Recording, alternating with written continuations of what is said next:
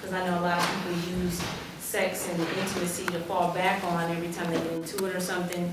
Do you feel like that solidified, or do you feel like that made you guys get closer because you weren't able to fall back on that? Yeah, absolutely.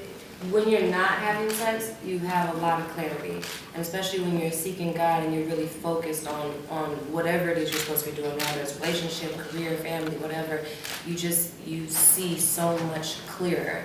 And for us, it was, sex wasn't part of the equation. So our intimacy was about our conversation, our connection, our relationship, our friendship, and falling in love with each other without it having to be because we had sex and we think we're in love or we're physically attached to each other. That came later. After marriage. So it's a blessing. To me, it's been everything. That's awesome. I think first of all, you have to know yourself. You have to know your triggers. A couple of weeks ago, someone was saying, things just happen. And I was saying, well, no, things don't happen. We know what we want to have happen or we're okay with happening.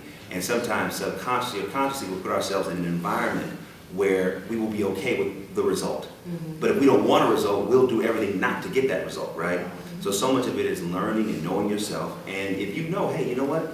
I can't hang out after midnight. Or you know what, cool, I'm just going to, let you walk to the door because I know if I walk to the door, it's going to be a problem for me. You have to know, but you really have to know yourself. And you both have to have a communication and say, listen, when I get weak, I need you to keep me strong. Mm-hmm. And when you get weak, I'm going to keep you strong. Mm-hmm. You both have to go into making the commitment, knowing yourself, communicating. And sometimes you got to say, all right, cool, hey, I'm just going to hug you tonight. I ain't waiting, I'm going to kiss you on the cheek and hug you. Because right now, it's not a good moment. You know what I'm saying? Be honest, and that really helps. There is no other option, and just stick with it. And I struggled with it. I've been celibate on and off times before, and it would be the same thing that DeVon was saying, where, you kind of put yourself in a compromising situation, but you're not going to be the person that aggressively makes it happen. But you're like, well, if it just happens, it's not my fault, because I'm not the one who went trying to do that, But ultimately, you end up in the same place. So you have to make a decision that it's just not an option. It's off the table, period. Okay.